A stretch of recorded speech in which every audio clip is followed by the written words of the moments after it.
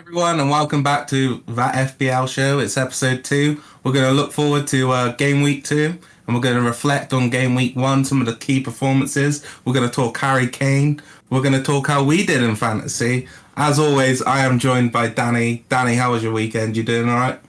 It was good. It was football themes. I'm looking forward to the show. That's all good then. How do you want to start? Do you want to just take a look at some of the key results from last weekend? Let's take a look back. It was quite the weekend of football. And it started on Friday night. Brentford at home against Arsenal. Now, we predicted these games on episode 1. And I can tell you right now, Danny, we didn't do very well. You predicted a 2-2 draw. And I predicted an Arsenal 3-2 result. We both predicted Brentford were going to score 2, though. I'll take that, at least. Yeah. So in this game, I think we saw everything that's great about Brentford. You know, the high pace of what they like to play with. They play with a real high press as well at times. Some of their corner routines where everyone is literally in their box almost. Yeah, it was a great game. And I wasn't shocked because I feel like Arsenal really are in a period of, you know, they need to restructure the club in a way. I think not many players on their team did very well. I was very impressed with Smith Rowe. He did kind of, you know, take the ball by the horns and try and push Arsenal out the field and try and get him playing well, but he couldn't do that. New signing, Ben White. Ben Shite, should we call him, Danny? Yeah, he really did not deal with Tony, did he? He kind of manhandled him, didn't he? I felt he did have one good part in the game. He kind of took the ball out from the back and he played this long ball straight to Saka or Reece Nelson, and that was on point. But he did have a bit of a shocker for his debut for the Gunners. Then we moved to Saturday, the second game of the season, Danny. United against Leeds. It was what did beautiful. You think? It was everything I wanted in an opening game of the season for my team. There was goals, there was excitement, and the fans were back. You could see that United are just really positive. They're going places this season, and it was just a really exciting display of what's to come, I think. Yeah, and United really got the crowd rocking from the start when they announced Rafael Varane on the pitch just before kickoff. That was such a great way to announce a signing, bring it back to being a bit more old school, none of these fancy videos. Just get him out on the pitch, get the crowd riled up. It was great to see. It was kind of like old school because it was like everyone's like normally waiting on Twitter, but this one just came out of nowhere. But not as out of nowhere as the Danny Ings transfer, I'll say that. But we did predict this game, Danny. You went for a 3-1 and I went for a 2-1 to United. So along the lines, we almost there. Let's talk about some of the goals in this game. Bruno Fernandez, he got a hat-trick. Mason Greenwood got a goal, as did Fred. Yeah, and you know it's a good day when Fred gets on the goal sheet. But yeah, it just shows the plentiful creative talents United have. You know, Pogba getting 4 assists. Bruno's a creator, but today he was scoring the goals. And then they brought Sancho on, our new signing, which adds another dimension to United's attack. Yeah, and you could arguably say that the goal of the game wasn't even United's goal. It was Luke Ayling for Leeds with an absolute screamer. Oh, yeah. I wasn't mad at that goal. I was just like, I'll give them that. That was a great goal. Yeah, it was a great goal. Then it was the 3:00 kickoff, Danny. And Burnley-Brighton, you were kind of giving Brighton a bit of stick, Danny. You're not a fan. They did end up coming back from 1-0 down to beat Burnley, 2-1. Yeah, but Brighton just showing a bit of determination, coming back. It was an interesting game, to be fair. Robert Sanchez for you, though, not getting that clean sheet. Mate, I was absolutely gutted. Obviously, if you watched last week's episode, you know I'm super rooting for Robert Sanchez this season. And they went 1-0 down, James Tarkowski goal, I think. And it was an obvious foul. He literally just ran over Malpe. And I was so disappointed. But they did come back. And Brighton, I still look forward to watching them play. They're not a big name team, but there's something about them I like. Chelsea, Danny. Let's slander Patrick Vieira, as we all know you're not a fan. And I was right. They were naive in that game, and they got put to the sword. Yeah, you went with a 4-0. That is very close. Very close. Yeah. I went with a 1-1 draw, so I don't really know what I was doing there. But yeah, Chelsea, they look impressive, and Crystal Palace just lacking something. I mean, a lot really, but I still think they're not going to get relegated this season. I still think there's hope for Crystal Palace. Let's move on to Everton Southampton. Obviously, Southampton went 1-0 up with my favourite goal of the weekend, Adam Armstrong. What a finish. He went through 1-on-1 with the keeper and he just curled it right in the top bins. It was such a great goal. What did you think, Danny? It was a great goal, but Everton did come back, and again, I just think it shows Southampton's weakness with their such a small squad.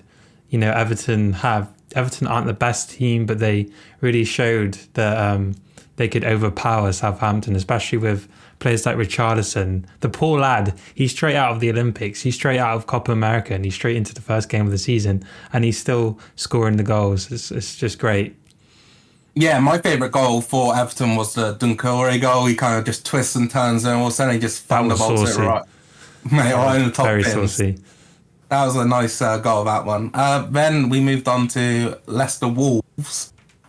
This game was quite a tight one, actually. Wolves had more shots than Leicester in this game, but only managed to get 3 on target compared to Leicester's 5.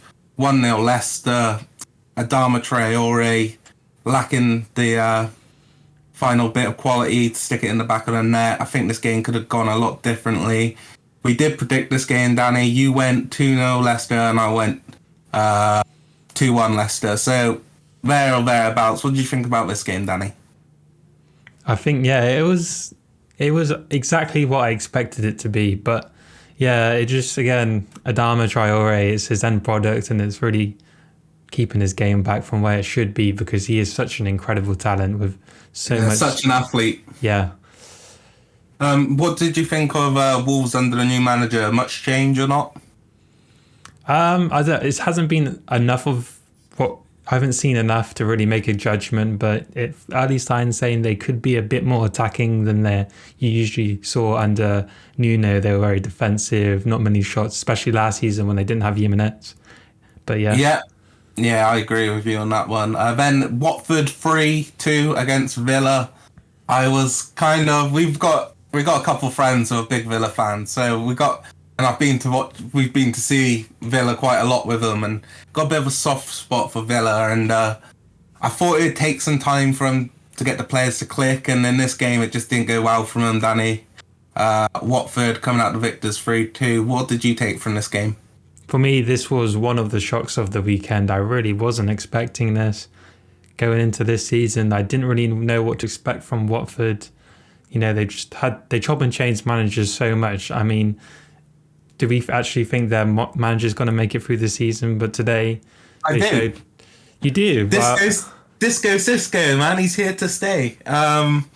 You putting your balls on the chopping block and saying that Watford are going to keep their manager for the entire season. Exactly, that's exactly what I'm going to do. And I'm going to tell you right now, around this week, we should have an official full league prediction going up. And I can tell you, Wolves above 14. Watford above 14th. Yeah, Watford above 14th is what I meant to say. Anyway, Danny, just the Watford attack in this game, Ismail Assar, he is quality. You can see why he's been linked with those higher teams, and it was surprising for him to stay in the Championship with Watford last season. And they've got players like João Pedro to come into this team as well. Obviously, new signing. Dennis. Dennis for me is one of the signings of the summer. He kind of went under the radar. Not many people really speaking about it, but you can see from his finish today, he might be the man for Watford this season to get the goals. Yeah, and he scored against Real Madrid in the Champions League either, I think it was last season or season before that. So definitely a quality player to look out for. Then there was the Norwich-Liverpool game. I know you didn't see this one, Danny. Norwich, just what you expect, really. They like to play an open game. Liverpool got a bit lucky with the first goal. And it was a bit lucky for me as well because I had Salah in the fantasy team, so he got an assist for that. Then, talking about other players in fantasy, I had Tsimikas, the left back, and he had a brilliant game for about 60, 70 minutes. All of a sudden, he crumbled right at the last minutes, man. The last 20 minutes from him were pretty poor. Okay, moving on to Sunday. Some great games on Sunday, Danny. Started with Newcastle against West Ham. What did you think of this one? I thought this game was an absolute cracker from minute one. I think both teams scored within the first 20 minutes. Newcastle, the early goal really, I was like, really got St. James's really up for it after, they probably weren't looking forward to the season, but to score so early on with the magician that is St. Maximin. But then West Ham coming back in the second half, showing their quality with Antonio and Benrahma. It was just a great game. Wait, was that Benrahma or Banana Rama, as we like to call him around here? You said he was going to have a sixth season this season, Danny. You think he's going to be one of the players to shine, especially in fantasy, and he turned up. He did turn up, but it's game week 1, so we're going to have to see. But yeah, keep an eye on him. Yeah, I really enjoyed this game as well. I was so tempted to put Souček in my fantasy because he just seems to pop up, and he popped up again here. It was a great way to start Sunday. It was, got the juices flowing. Oh yeah, Souček, Fellaini. All right, Then we move on to Spurs City. Danny, we predicted this one. I said 1-0 Spurs. I was correct. You said 2-1 City. Man, what can you say? I was really disappointed with City, how they played. I think it's going to take a while for Grealish to settle there. I think he takes a bit too long compared to what other players in City do. So I think he's going to have to change his game a bit. I still think he's going to be a success there. People already calling him a flop, but I didn't think so. No, it's way too early to judge. And yeah, Grealish is a strange one because obviously Guardiola likes to play a lot of 1-2 touch football. And you could say one of Grealish's biggest attributes is actually running with the ball, drawing fouls. So it'll be interesting to see how Guardiola molds him. But yeah, as you said, going off one game, you can't be calling him a flop. But yeah, I agree. Was surprising, wasn't it? It was a surprising game, but I feel like Man City is still in pre-season in a way. It wasn't because you knew what Nuno was going to do. He was going to try and hit him on the break, and I mean, Spurs front three was really impressive. I was so impressed with Lucas Moura. I thought he had one of his best games in a Spurs shirt. He always turns up against City for some reason. He just loves playing them. Yeah, and Heung-min Son, I don't think he had his best game, but he made it count. Yeah. In the first half, he really didn't take advantage of a few opportunities he had to really get a strike on goal. But then in the second half, I feel like Nuno told him at halftime, right, take some shots, just test the keeper, and one of them went in. Yeah, it was a great goal, to be fair, from Son, which moves us on to one of the main talking points today, is do Spurs actually need Kane? Because the way I feel about it is Spurs have a great opportunity here to cash out on Kane, and in a season or two's time, his price isn't going to be that. He is becoming more injury prone season after season. He tends to be out for a month or two with his ankle. I think Spurs could really cash in on him and improve other areas in the squad. What do you think, Danny? I think, as you said, his value is only going to go down from here on out. So the thing is there another striker on the market, someone that will want to come to Spurs that is going to get them those goals? I'm not sure that they do have enough for them without Kane. Say if Kane left and they didn't bring anyone in. Yes, Son scored today, but just over the course of a 38 Premier League game season, I just don't see them having enough, not scoring enough goals, especially under Nuno. So for me, I would try to keep him. As stupid as it sounds, I think there is still a chance he can stay. Just a small chance he can stay. And, I think he still loves Spurs. People remember he still does love Spurs. So he can change the situation around, but it's really hard to call. What do you think? I think there's strikers out there in the market, and I'm not saying you're going to replace Kane because he's become pretty irreplaceable for Spurs. But I think they need to rebuild anyway and give Nuno time. And they've been linked with strikers such as Lautaro Martinez from Inter Milan, saying around 70 million for him. And I think that would be an absolute steal for Spurs. Obviously, Martinez was linked with Barcelona. Their financial situation isn't great. I think they can, if they could go out and get a Martinez and then improve every areas of the team. They've already brought in Romero at centre back. I think Spurs could do a lot with the Kane money, Danny.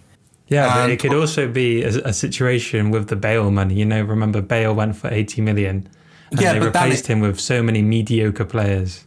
Yeah, but Danny, what are Spurs doing with Kane? They're not doing anything.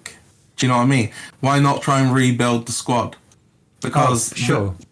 I just think what I mean? They need better investment, and I think, we haven't really seen their new signings play, so it's hard to judge how their recruitment is going this season, but I guess we'll see. Yeah, and obviously City, who lost against Spurs this past weekend, are badly wanting Kane apparently. They want Kane, and apparently Kane wants City. However, Levy has come out in a statement and said he would only be tempted if the number started with a 2. However, I believe he'd be willing between 150 and 170. So do you think City actually need him that badly to actually go out and pay that sort of fee for Kane? I think they do. I feel like the game on the weekend was a classic example of one of those nearly games for City where maybe they're not creating enough clear-cut opportunities and they need that player that can turn something out of nothing. Nick a foot in the box and nod a header in where maybe one of their other players, maybe Jesus would never be that player, but someone like Kane can turn those opportunities into goals. And I think it would take them to the next level to win the Premier League again and, of course, challenge and win that all-important Champions League. Yeah, and that's the main aim for City. I personally feel like they should probably look at other options. There's plenty of great strikers out there. And I think to pay 150, 170 million pounds for Harry Kane is actually ludicrous. Because, yes, he's got a guaranteed, 25 goals in the Prem. But would you not be better off going and getting, 2 strikers for around 50 or something like that? Because there are other great players out there. Obviously, Kane does fit the bill because he's a very good striker. He can also play with the ball. He's very good at passing. He can drop deep as well. I think that's why City kind of look at him because he's willing to drop deep and get on the ball. Yeah, for sure. And I think even from a sort of marketing perspective as well, City, they're trying to try and grow as a club, try and grow their fan base. A signing like Kane, that would get people to get his name on the back of shirts and get City even more exposure. Same with Grealish, isn't it? It's really trying to appeal to the English fan base. Do you think Kane is the only option for City? I think for this transfer window, I think he might be. I think like the only other player that would take City to the next level is Haaland, and of course Dortmund is saying that Haaland is not leaving this summer. Yes. So Harry Kane, is he at City at the end of the transfer window, or does he stay with Spurs? I'm going to put my balls on the chopping block and say he's staying with Spurs. Okay. I see him moving to City. Oh, we shall see, my friend. We shall see. I just don't think Levy will turn down the money City are willing to throw at him. Yeah. Okay then, Danny. Let's it was the first game week of FPL. And, some people got off to a great start. Others, a terrible start. How was your start, Danny? Oh, God. All right, I'm gonna be positive and say I was okay. I'm fine with my start. Yes, a lot of people did better than me, and especially in my leagues. But I feel like 87 points it's a good start. You can't complain really. I'm around the same as you. We kind of had a mediocre start, better than average, but not brilliant, I'd say. But obviously, Danny, there were some players who were brilliant, and did you have any of them in your team? Did you have any of the game week 1 King kings of the game week, I guess. Bruno Fernandez, the king of game week 1. I did. I had Bruno Fernandez, the king, 40 points. I captained him. I wish I triple captained him, but yeah, he was my main sort of point source this week. I didn't have Salah, who was the second best player with 17 points. I didn't have Pogba. So yeah, I did have Antonio as well. So it's interesting to see because it is the first game of the season. Just because, say, Benrahma has scored in a game week 1 doesn't mean I want to, just put him in straight away. Like, I think it's too early to like start picking on players that just because they showed it in 1 week that they're going to show. But players like Fernandez, players like Salah, you can rely on them. Yeah, the one on the list who kind of really stands out to me, who I don't think many people would have gone with, was Chalobah for Chelsea. Did you see his goal on the weekend? Oh, it was a brilliant goal, especially for a centre-back. And if you look at last season, he might not have taken that shot, but with the fans in the ground, shoot! Man, he took it on. It was an outstanding goal. Another Chelsea player in the team, Danny, Alonso, scored the free kick and he got the clean sheet. What did you think of his performance?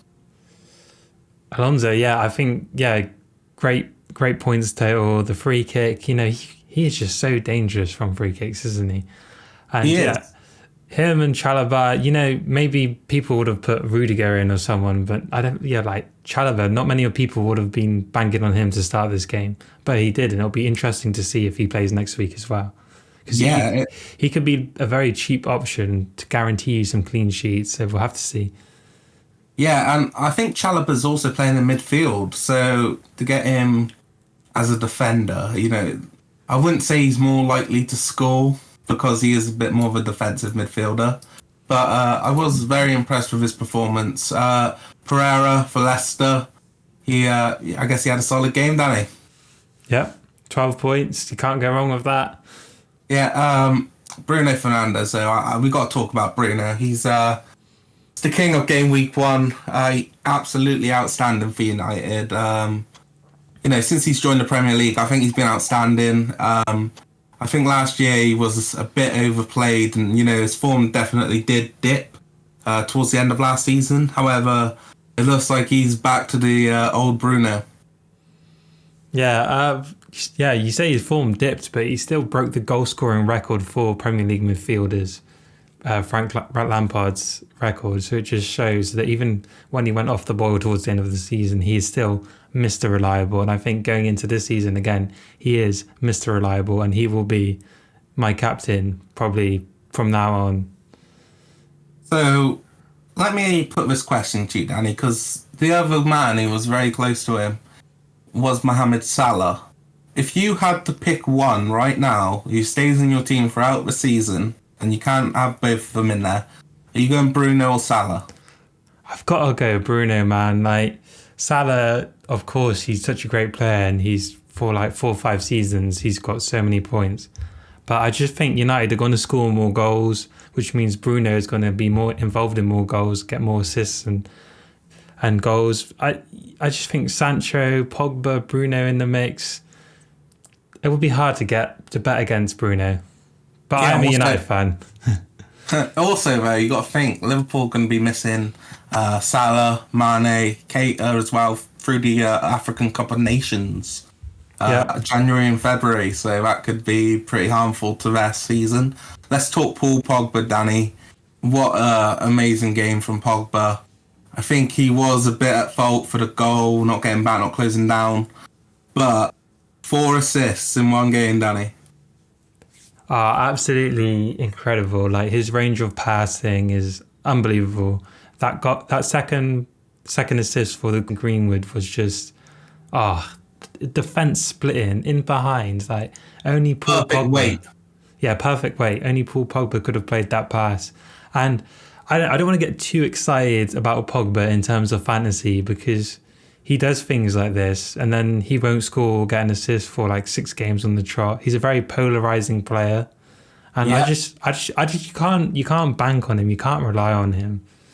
But if you have some money to spare, it's definitely worth trying to shoehorn him in. But I don't think you should be captain him or vice captain Paul Pogba.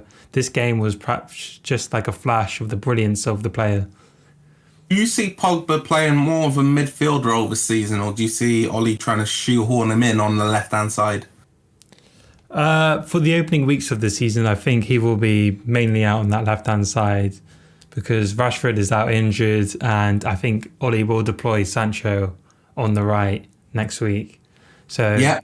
And that provides a bit of balance to the team. But yeah, it'll be interesting to see what happens when Rashford comes back. Will Rashford come straight into the team? Will he be on the bench? Will Pogba have to shift back into central midfield?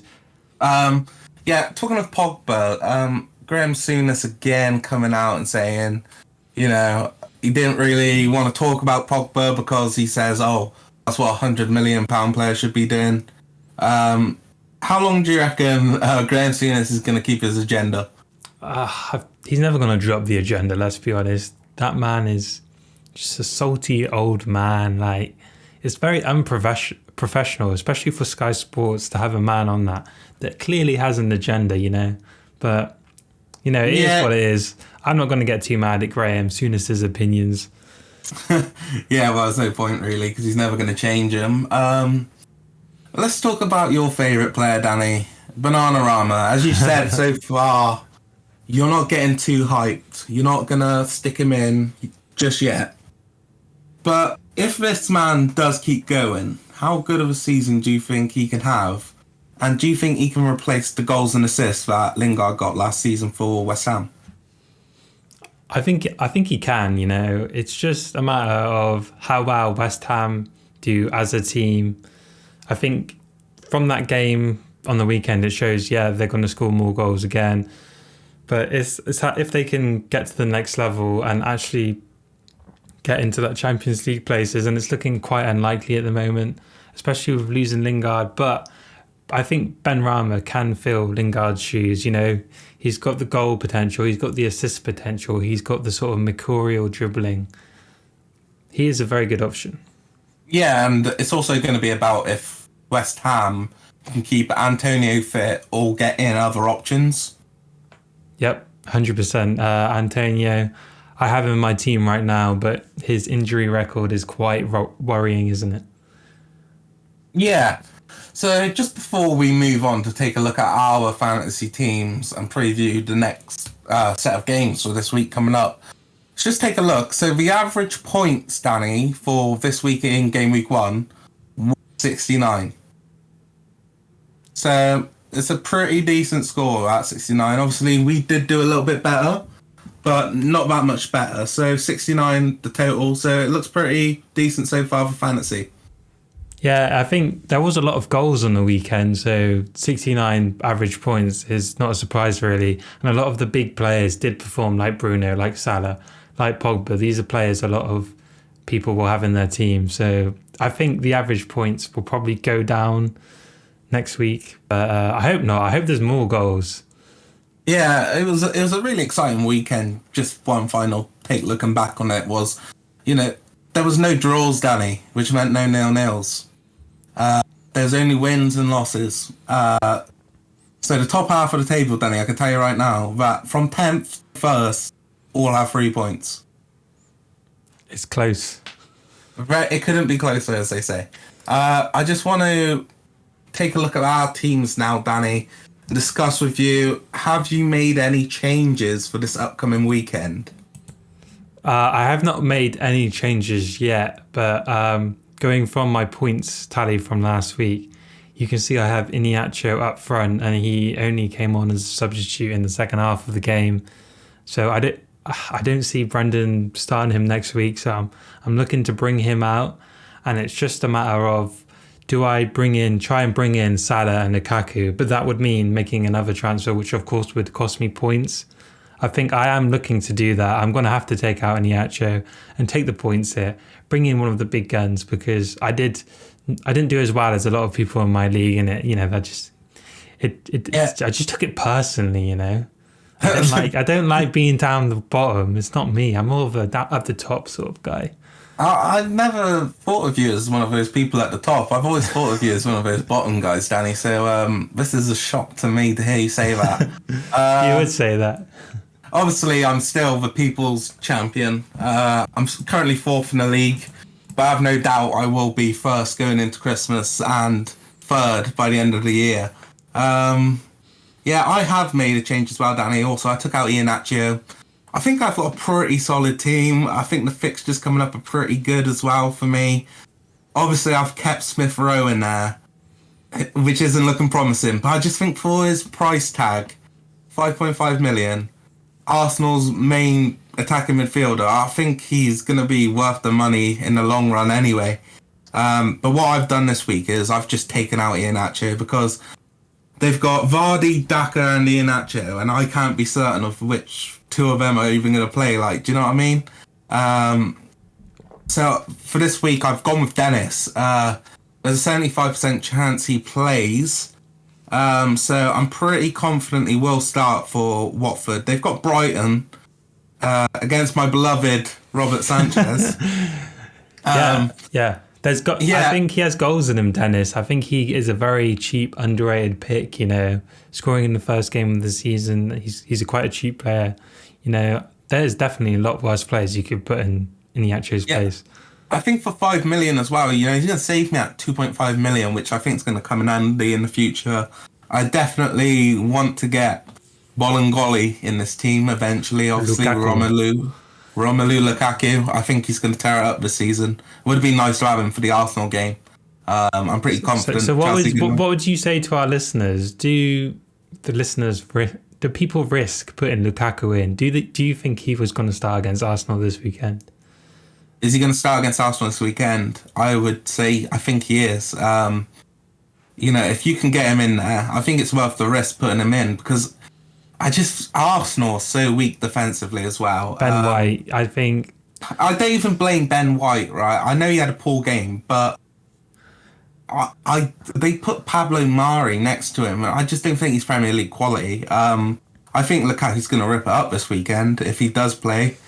But I think Tuchel is going to stick Lukaku right on Ben White, though. The thing is with Ben White, I think he's actually a class act, but he's one of those defenders that needs someone who's big next to him. He's quite a small centre-back. He's still got a lot of bulking out to do. And Lukaku, I just think it's going to be... That battle is going to come too early for Ben White, and Lukaku is going to bully him, to be honest. Have you seen the meme online of the guy just holding onto the shirt while the guy's running? Yeah. And it's like, yeah. It could be a very painful viewing for Arsenal fans, but we'll talk more about that game later. Yeah, but yeah, I've gone with Dennis. 5 million. I think he's actually a bargain because it looks like he is going to be starting up top for Watford this season. And I think Watford have definitely got goals in them. I think Ismail Assar, absolute demon. Dennis. What's the guy's name now? Troy Deeney. Wow, I almost forgot Troy Deeney. And they've also got this new player. He's been out on loan for them. They've had him for quite a while now. He's been out on loan like 3 times. What's his name? I think it's Fernandez. Don't judge me on that. He scored an absolute screamer this weekend. It was like one of his from first outside the touches. box. Yeah, man, absolute screamer. So I think they've got goals in them as well. So Watford, I think it might be worth sticking in a Dennis, especially for 5 million. Yeah, 100%. What I want to ask you is, are you going to stick with Tony for next week? Yeah, definitely. I mean, they're against you hate Patrick Vieira, so... Oh, yeah. Well, there you go. We know... Everyone needs to captain Tony. 10-0 Brentford incoming. Nah, let's not be ridiculous now. I think Brentford will beat them, though. Yeah. I think they'll just outwork Crystal Palace. Actually, let's just take this on to the preview of the next week's games, Danny. Yeah. Are you ready? Right, let's look at these fixtures. Fixtures. Okay, then, let's take a look at these fixtures. Saturday, 12:30. It's Liverpool Burnley. Danny, how do you see this one going? I can't see anything past the Liverpool win. I think Burnley, last season, they did go and win at Anfield in January when Liverpool had that absolutely terrible home form. But with Van Dijk being back, Salah's display last weekend, I just can't see anything past the Liverpool win. I can't see anything past the Liverpool win either this weekend. And I'm going to go with a Liverpool 3-0 victory, back-to-back. How have you got it? 2-0 Liverpool. Okay. Aston Villa, Newcastle, 3 o'clock kickoffs. Oh, this is a tough one to call because Villa just didn't seem like, all of their new signings weren't synced up yet. So it'll be interesting to see, the second game. Does Dean Smith stick or twist? Does he go back to bringing in Traore, or does he stick with his new players? Does Leon Bailey get a start? But it's hard to call. Newcastle, like they were frail against West Ham. They were ahead, They let West Ham back into it. And I just think going away from St. James's Park to Aston Villa will be wanting to, get a good performance and a good result in after that disappointing opening weekend. So I'm going to go for a narrow 2-1 Villa win. Yeah, I see it similar to you. I do think Villa are going to be a cracking team once they click. I think they've got plenty of goals in their side. I just don't know if they're going to click this soon. I'm also going to go with a 2-1 Villa victory. Crystal Palace against Brentford, Danny. Let's hear it, man. Vieira slander. Yeah, I don't want to sound like I have an agenda. I don't want to sound like a Graham Souness. Okay, I like Patrick Vieira, but I just have a bad feeling about this. It's going to be like the ball all over again, and I'm going for a Brentford 2-1 win. It's going to be KG, and I think Tony is going to score the winner.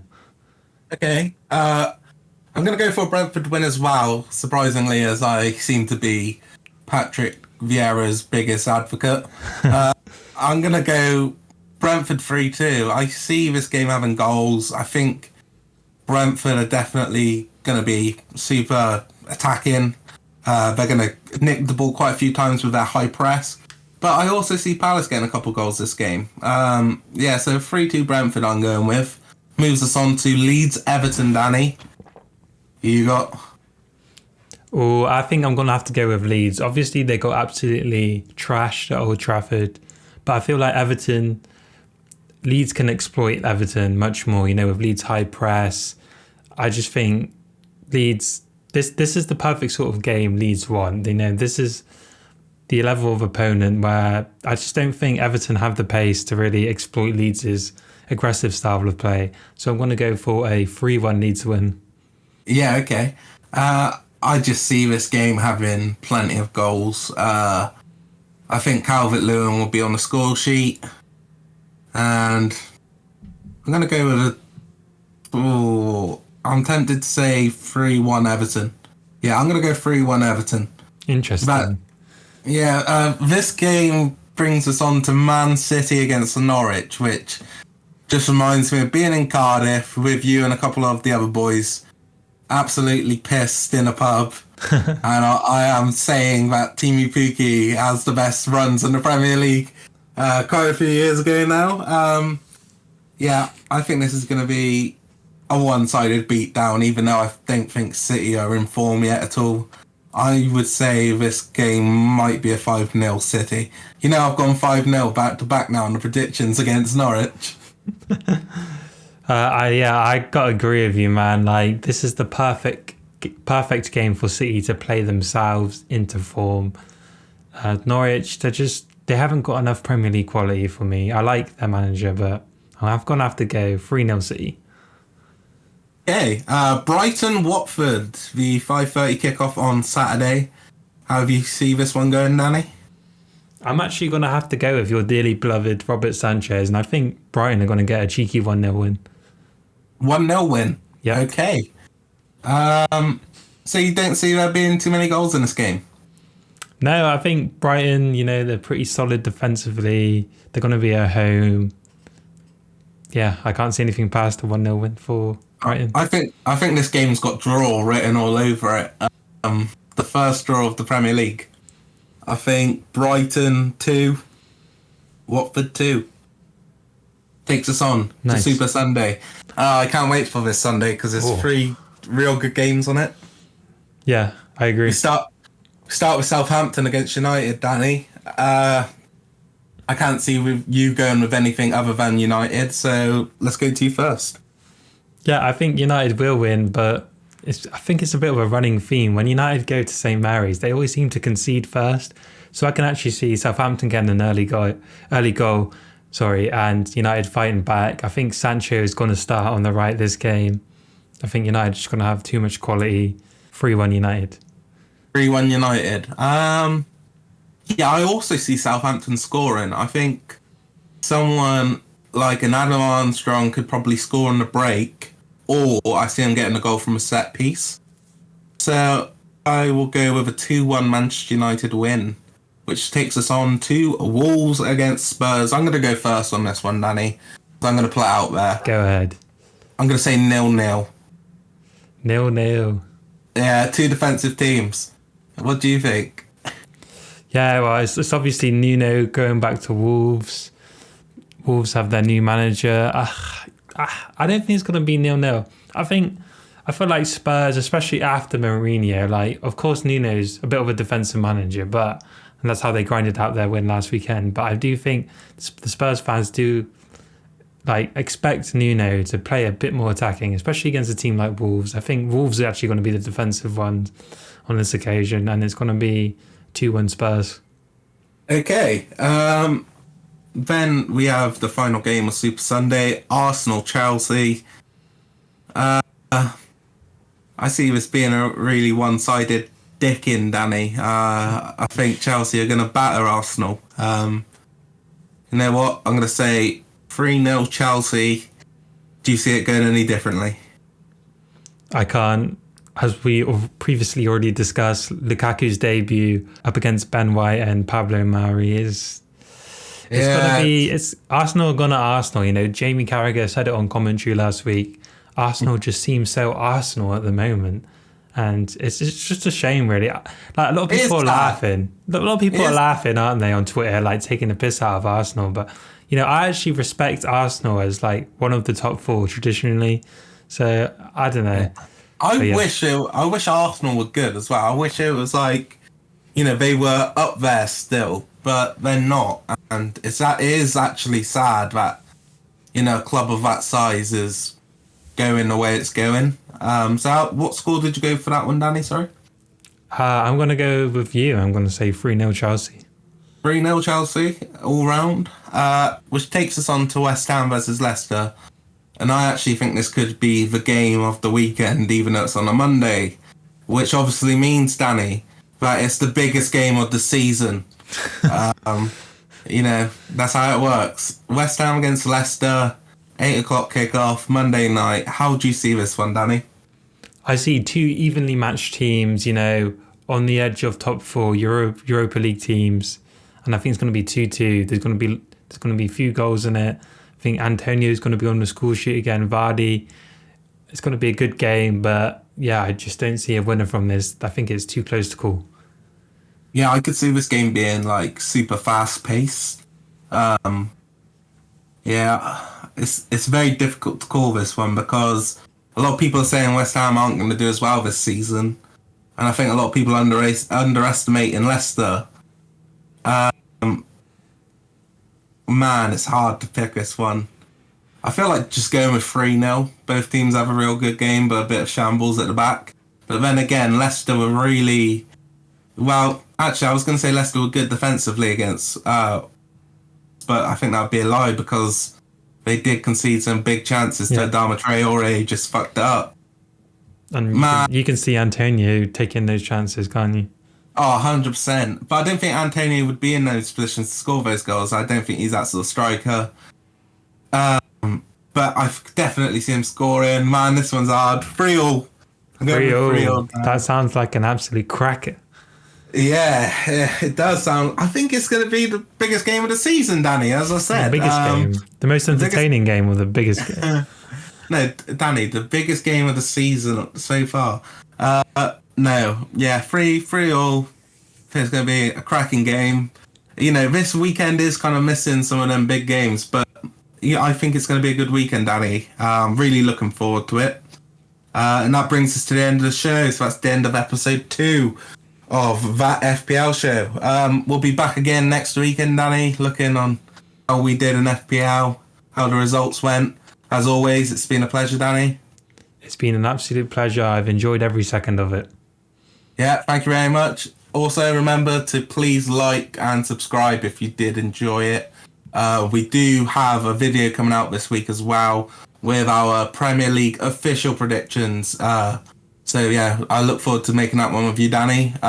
And leave a comment below and we'll try and get back to you. Take care, everybody. Peace.